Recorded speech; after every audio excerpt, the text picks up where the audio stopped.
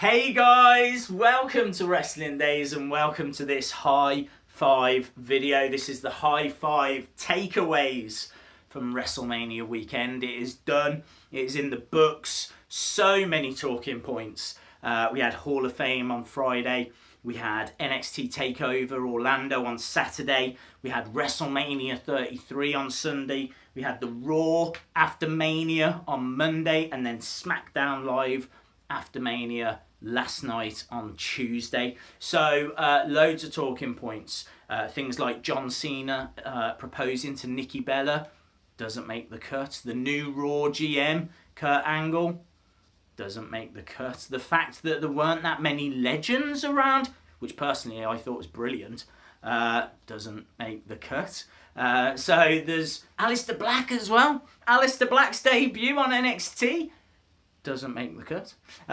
So what does make the cut? Well, I can tell you, at number 5, divisions ignored. Now, I thought this was absolutely fascinating. 205 Live had one match at WrestleMania, and that was on the pre-show, and it was Neville versus Austin Aries. On Raw, they then had one match, and that was Neville, again, against Mustafa Ali. Right, so if you're on that 205 Live roster, you haven't had much opportunity to shine. Where was Jack Gallagher this weekend? That guy's done such a great job, in fact, such a great job. He was in the Royal Rumble, but he didn't make it on any match during WrestleMania weekend. And it gets worse than that. The SmackDown Tag Team division has literally just disappeared. I have no idea where that's gone because there was no SmackDown Live tag matches at WrestleMania. The belts were not defended. The Usos, American Alpha, they were in the Andre the Giant Battle Royal. But to make it worse, no tag team matches on SmackDown Live is incredible. I mean, they must look over at Raw and what's happening at Raw and just have jealousy burning in their eyes because that tag division, got a match at WrestleMania, has now just got the Hardys return, in what was one of the biggest moments of the whole weekend of the year, of recent years. And then also they got the Revival called up.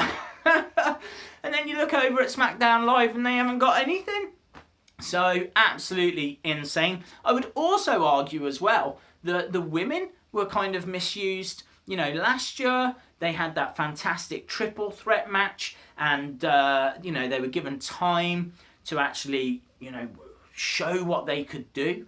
This year at WrestleMania they had 2 matches. In them 2 matches there was 10 women. And those 10 women were not given long at all. Certainly not the SmackDown Live women. They were given like 5 minutes or so, and their positioning on the card, it was the toilet break. It was in between Bray Wyatt, Randy Orton, and Roman Reigns against The Undertaker. So it was, they only moved that match. They said they moved it because of fan outrage at the fact that you can't put the women on the pre-show. Nah, they moved it because of Naomi's entrance. They wanted Naomi's entrance, the feel, the glow, and all of that stuff to be in at night time, in the dark, and that's the only reason that match moved. So I don't think that the women were really given a great opportunity to shine. That was reflected on Raw the next night, where it was just a tag match, and they weren't really given anything to further any feuds. I actually thought the women's match on SmackDown Live was better, Naomi against Alexa Bliss. It was, for the title, it had a big fight feel, and with the entrances, and it felt like it had a bit of prestige about it. But to be honest, I thought both women's divisions were really lacking this weekend. At number 4, title changes. We had 5 at WrestleMania. We have a new United States champion in Kevin Owens. We have new Raw Tag Team champions in the Hardy Boys. We have new women's champion on SmackDown Live in Naomi. We have a new Universal champion in Brock Lesnar. We have a new WWE champion in Randy Orton. Everywhere you turned at WrestleMania, there were new champions. No one could keep hold of their belts. And it was the complete opposite on NXT TakeOver. Everyone kept hold of their belts. No titles changed hands. So WrestleMania, there's just title changes absolutely everywhere. What NXT did have, though, was new titles. Even though they didn't change hands, they just changed the actual belts. So there was a lot of movements with the belts and the titles over this weekend. Fully understand if people are kind of coming out of it not really knowing who's champion anymore. It was all a little bit crazy. At number 3, returns. We saw the return of Emma, which was awesome. Wasn't expecting that. We saw the return of Eric Rowan with an amazing new mask. Thought it looked absolutely wicked. Loved that.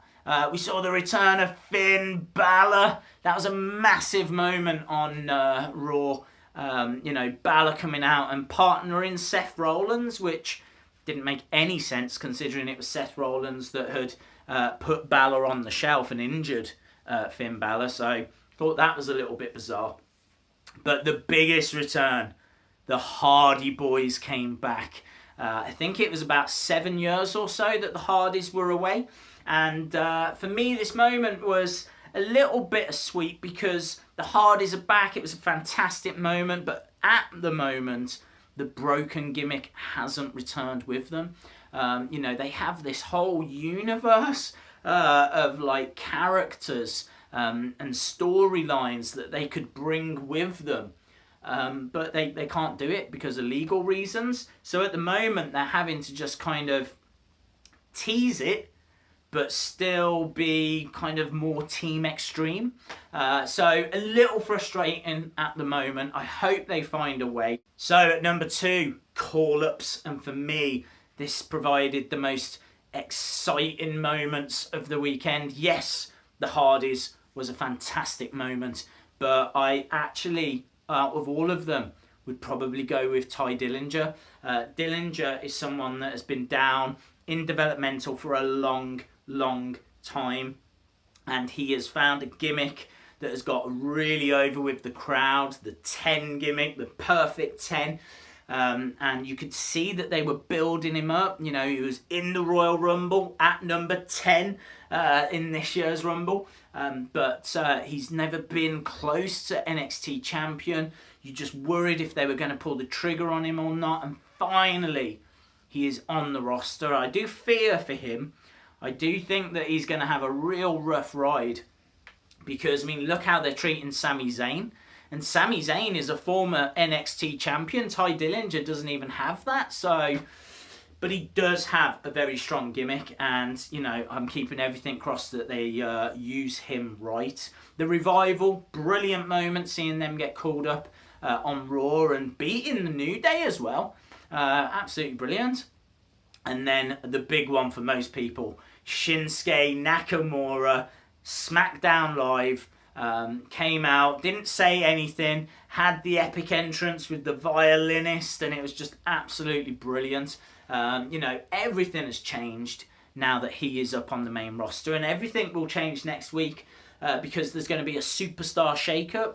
People are going to move around, and hopefully it just injects some life into some of these divisions, because as we said at the start of this video, a lot of those divisions were ignored over WrestleMania weekend, and it would just be good to see it all get reinvigorated, rejuvenated, and then we go again. And it's certainly going to get that with the likes of the Revival, Ty Dillinger, and Shinsuke Nakamura on the main rosters.